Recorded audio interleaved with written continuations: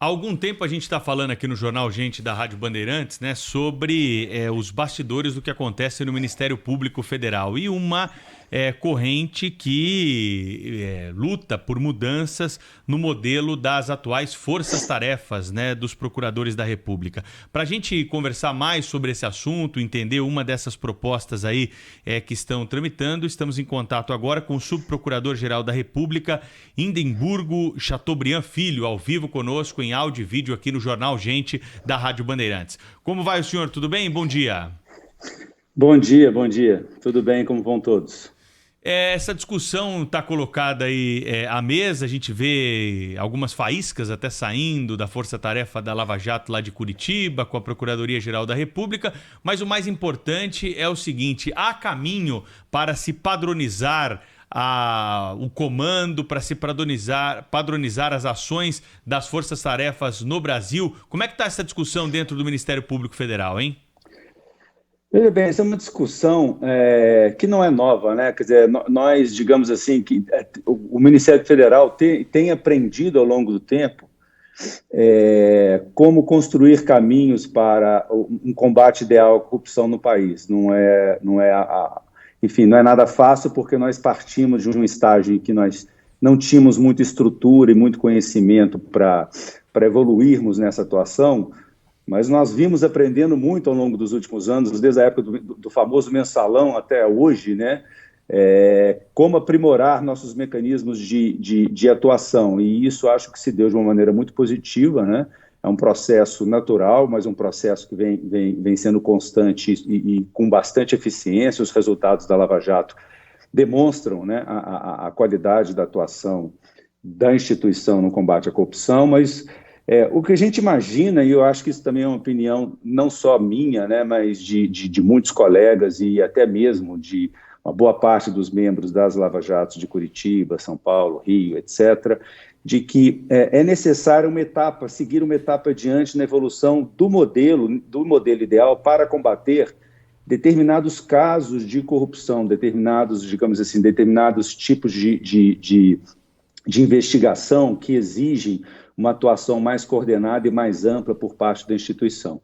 Eu quero dizer com isso é que os modelos das forças-tarefas, né, que são modelos que passaram a ser utilizados no combate à corrupção já há algum tempo, né, eles continuam tendo um papel fundamental para essa finalidade, mas em determinadas circunstâncias a gente acredita, e eu pessoalmente acredito, há vários colegas que acreditam, que ele é um modelo que necessita já de uma evolução, de algo mais novo, mais moderno e mais racional. Que permita o quê? Que permita superar algumas limitações que esses modelos das forças-tarefas apresentam em determinados tipos de atuação, né?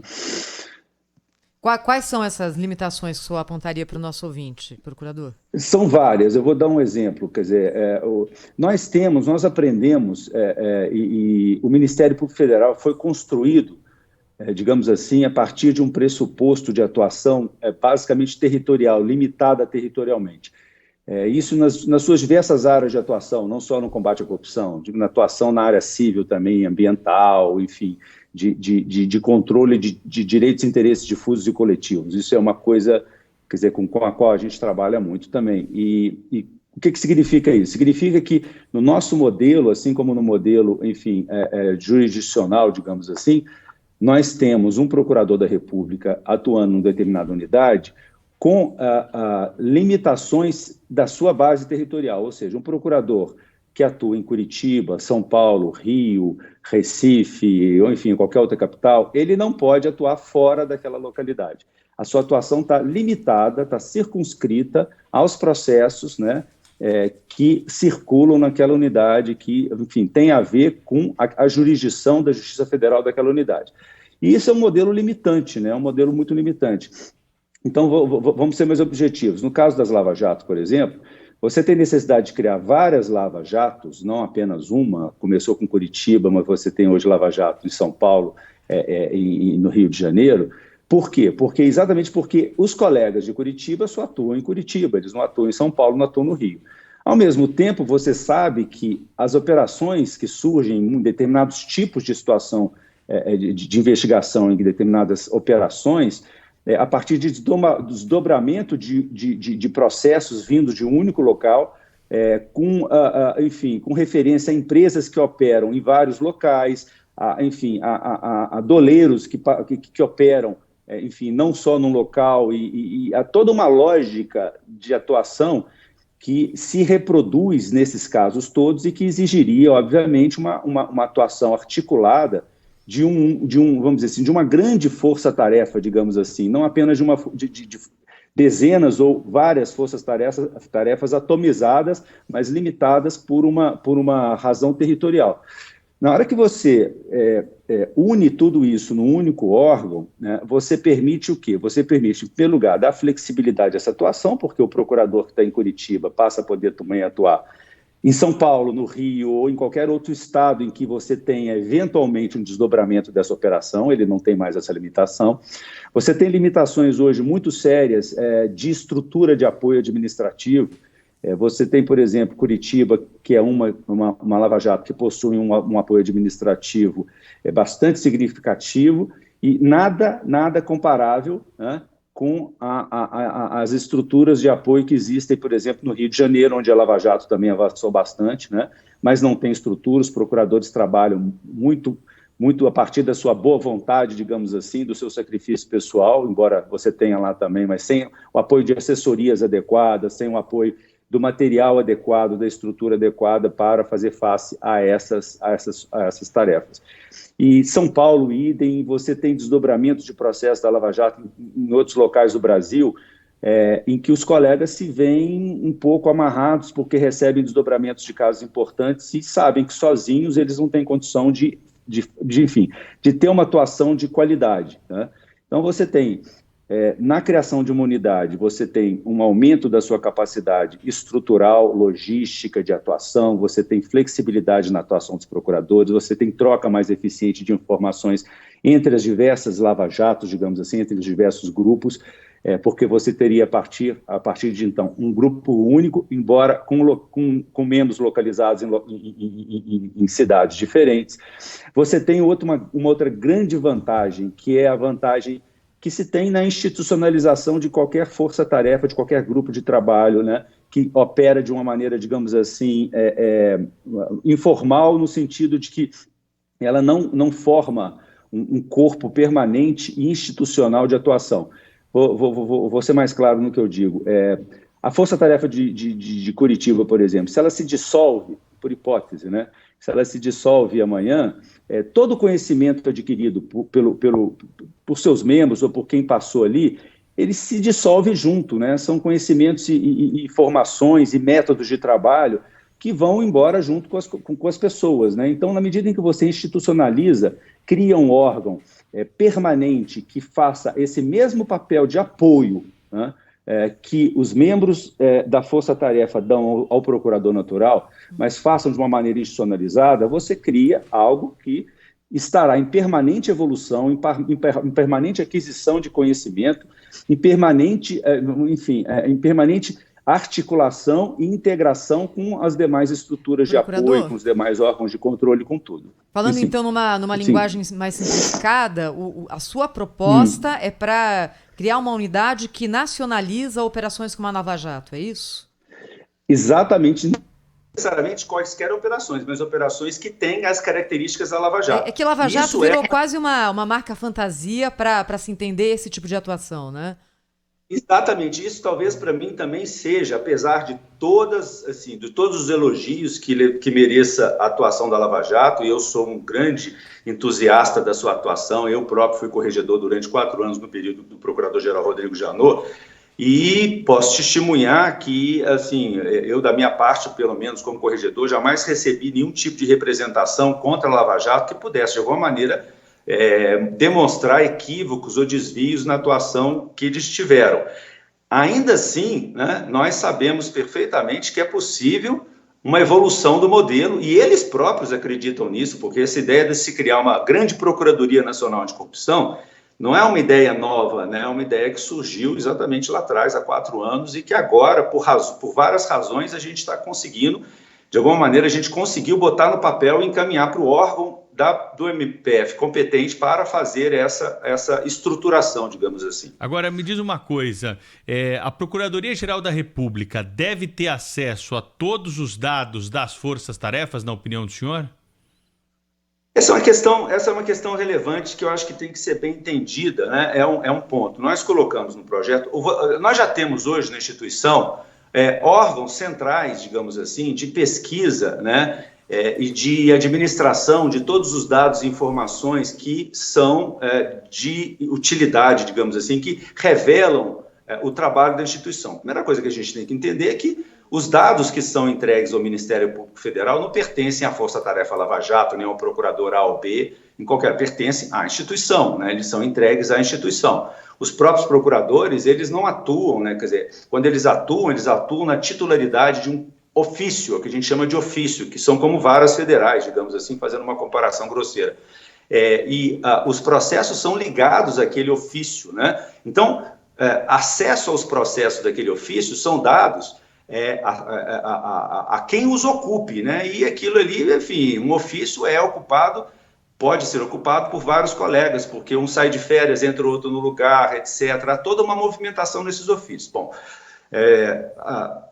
a administração de dados, no geral, de uma instituição, ela tem que ser feita de uma maneira centralizada e unificada. Por quê? Porque os dados e arquivos e, enfim, informações de que dispõe uma instituição são vitais para o conhecimento do seu próprio trabalho.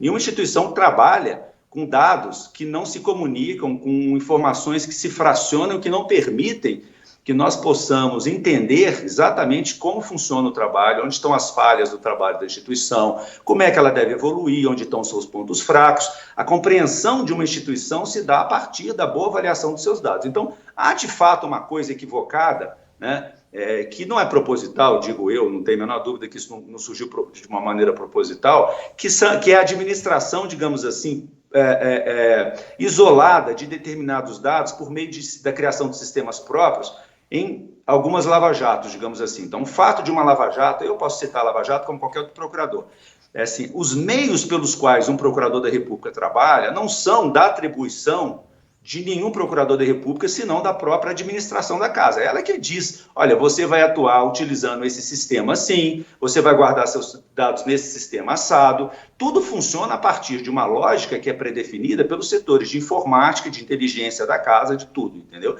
Então, assim, a existência de... o que a proposta sugeriu, isso, enfim, não é uma coisa certa, isso pode ser alterado, é que os dados, todos os dados obtidos a partir de um determinado trabalho têm que ser concentrados em sistemas que aos quais tenham acesso os membros dessa unidade. Não faz sentido, né, você criar dados, né, criar informações que são de inteligência e são importantes, que não possam ser acessadas, né, por membros que componham essa unidade. Esse é um ponto, né? E a gente, mais uma vez, lembrando aqui, eu não posso fazer comparações de acessos de dados permitidos de outras instituições. Eu estou sempre falando da mesma instituição, de pessoas dentro do mesmo órgão que vão acessar informações que pertencem a um órgão. Agora, é claro que eu posso regulamentar, e existe uma certa regulamentação já disso, quem possa, dentro da instituição, em que circunstâncias, ter acesso aos dados que constam dos sistemas da instituição, que não podem ser sistemas... Quer dizer, a gente não pode ter sistemas da Lava Jato, os sistemas da Lava Jato A, B, C ou do procurador ABC, são sistemas da casa. E quem que pode fazer? Quem que pode fazer essa reunião? Quem que pode normatizar os procedimentos e os protocolos das forças-tarefas? O Conselho Superior e o Procurador-Geral da República, entendeu? Quer dizer, como sistematizar? Hoje mesmo, a gente tem claramente na casa um sistema que se chama Sistema Único, por meio do qual todo mundo é obrigado a trabalhar. Ninguém pode, nem a Lava Jato, nem nenhum colega pode criar um sistema próprio por meio do qual ele faça as suas manifestações, ele faça suas investigações. Tudo é controlado através de um sistema, até porque a Corregedoria, que é o órgão de fiscalização da atividade interna dos membros, ela precisa ter acesso a tudo, por quê? Porque ela fiscaliza o membro. E o membro não pode esconder na informação nenhuma dela. Procurador, a Corregedoria tem acesso a dado. O senhor acha que a Operação Lava Jato tangenciou essa vida própria que o senhor disse que não pode existir? Não sei, acredito que, assim, em certa medida, assim, e eu vou insistir aqui nos elogios que eu faço à atuação da Lava Jato, ela foi fundamental. O que eu penso, assim, é opinião minha, né? O que eu penso? Eu penso que a Lava Jato foi criada, né, e surgiu de uma maneira, vamos dizer assim, da maneira que tinha que ter surgido. O surgimento da Lava Jato foi inevitável e foi excelente para o país, e foi uma solução que se encontrou naquele momento para se conseguir um modelo de atuação que permitisse enfrentar, enfim, todo o cenário que se produziu de combate à corrupção e que eles descobriram, e sobre essa perspectiva, eles não são, senão dignos de palmas e méritos, entendeu? O que eu acho é que o modelo da Lava Jato, o modelo das Forças-Tarefas, o modelo das Forças-Tarefas, chegou num determinado ponto que, de fato, ele gerou alguma coisa que gera um certo desconforto, digamos assim, para a própria instituição, que é a ideia de que você tenha criado uma instituição que é paralela ao Ministério Público Federal. E não, a Lava Jato não existe, não existe uma Lava Jato, existe o Ministério Público Federal por intermédio daqueles colegas, né? E, assim, na hora em que você... E eu não digo com isso que os colegas tenham culpa disso também, não. É porque a própria dinâmica da atuação dos colegas, enfim, dos fatos, como eles ocorrem, acaba criando essa ideia. E eu imagino que tem muita gente que sabe assim, eu sei o que é Lava Jato, mas eu não sei o que é Ministério Público Federal, como se fossem coisas separadas, né? Então, sobre essa perspectiva apenas sobre essa, eu acho que sim, né, seria interessante, sim, que você, na evolução para um novo modelo, você, de alguma maneira, favorecesse o fim dessa confusão que existe entre Lava Jato e Ministério Público Federal, porque, no final das contas, a Lava Jato trabalhou e produziu por mérito dos seus membros, não foi um só, foram vários, por mérito da justiça que soube dar resposta a isso, por mérito da polícia que auxiliou, mas por mérito de uma série de órgãos internos do Ministério Público Federal que permitiram que isso funcionasse. Vou dar um exemplo, eu sou secretário de Cooperação Internacional, sem a Secretaria de Cooperação Internacional, nada teria adiantado esse trabalho, né? Então é uma grande conjunção de fatores criada por quem? Pela instituição como um todo, né? E isso é importante que a gente, de alguma maneira, quer dizer, a mudança desse modelo é uma mudança que, ao meu sentir, preserva toda a capacidade de atuação das forças-tarefas, toda a capacidade, ela tende a potencializar esse trabalho e melhorar a qualidade desse trabalho, né? Ela tende a permitir uma maior articulação de todos esses membros das forças-tarefas hoje, no apoio ao procurador natural por meio de um sistema institucionalizado, né? E ela tende também, em última análise, a eliminar um pouco desse problema de que você, para o público externo, tem a impressão de que Lava Jato é alguma coisa diferente de Ministério Público Federal. Doutor Indemburgo Chateaubriand Filho, subprocurador-geral da República, obrigado pela entrevista aqui para a Rádio Bandeirantes, que foi transmitida também pelo Band News TV, canal de notícias 24 horas do Grupo Bandeirantes de Comunicação. Grande abraço para o senhor, até uma próxima. Eu agradeço, obrigado.